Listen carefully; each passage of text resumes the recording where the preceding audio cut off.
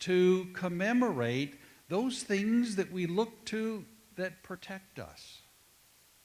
Friday, I attended, because it was part of my job, I attended a luncheon, a heroes luncheon in Tampa for all of the first responders that we serve in a program that I lead called Operation Restore.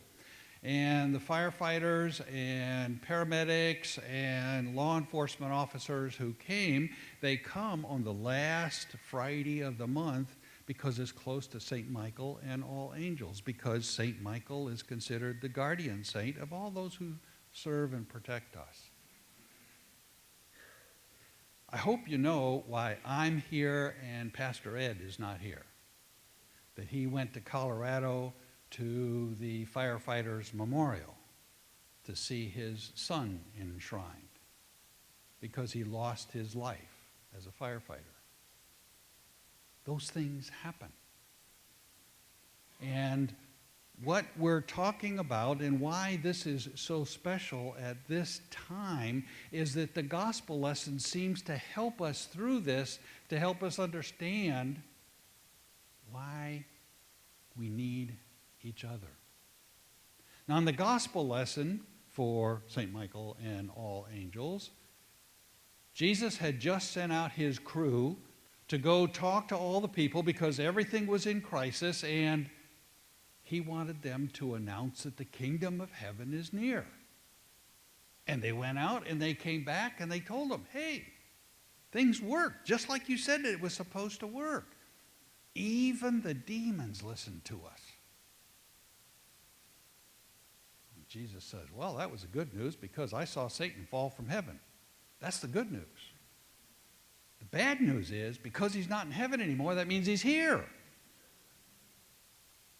That's the same kind of thing we do at Operation Restore. You see, Operation Restore was established so that we could work with firefighters and other first responders and law enforcement officers to teach them how to handle the terrible calls that they may have gone on and that build up over time and the stress that mounts. And so we say, we're going to give you the tools to help you. That's the good news. The bad news is, after you leave here, you're going to get more stress piled on top of you. And that's what Jesus said. Hold on. That's only part of the job. We've loosened the power of evil in the world by proclaiming that the kingdom of heaven is near, but yet there's more that's still to happen. Don't rejoice in these kinds of things. Rejoice instead that your name is written in heaven. In other words, the good news in all of this isn't that they were able to be successful in their proclamation and all of the evangelism that they were doing. The good news was that people became part of their community, part of their family, part of their church, part of the group, just like we are part of the group. When we come together as a family, when we come together and are related to God through our baptism, we proclaim the good news. We can look at stories like we read in the paper above the fold that things are going nuts in the world and nuts in our country, and yet we can be supported by the fact that we are in this together. And we can be each other's guardian angels through this just by reaching out. Sitting here, waiting for service before the prelude started, I was looking at all the slides, at all the things that are happening out of this congregation. What wonderful ministries happen. Rejoice not in our busyness, not in the fact that we can do so many different things, but rejoice in the fact that we're doing it together. We just celebrated God's work, our hands, in the Lutheran Church. The fact of the matter that we go out in the community and do work is a good thing. But the fact and the good news of it is that we do it together. Saturday's paper, another newspaper article,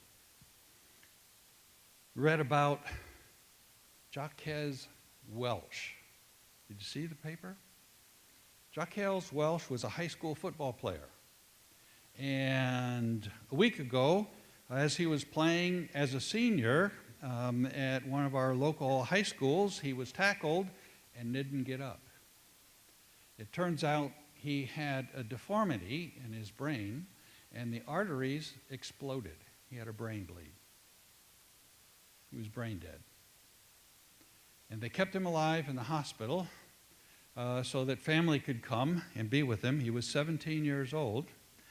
But at age 16, when he got his license, he signed the license to become an organ donor. And his mother said, "Do you know what that means?" He says, "No." He said, "Well, that means that when you die, the organs that are still good can be given to people that can use them." And Jacques says, "Well, shoot, I'm not going to need him anymore. I think that's a good idea." So he signed, "I'll be an organ donor." And so on Monday, last Monday, they had an honor walk at Bayfront Hospital. Honor walk is something they do at organ donor time, is they move the patient from their room and walk them to the operating room. They're usually accompanied by staff members, by friends and family. More than 500 people attended that organ walk. 500.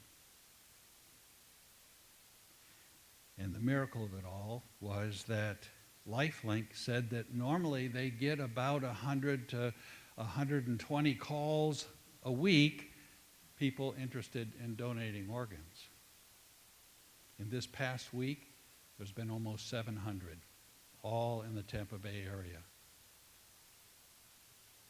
Rejoice, not in the things that you do, not in the things that you accomplish. Rejoice instead that your names are written in heaven. Amen.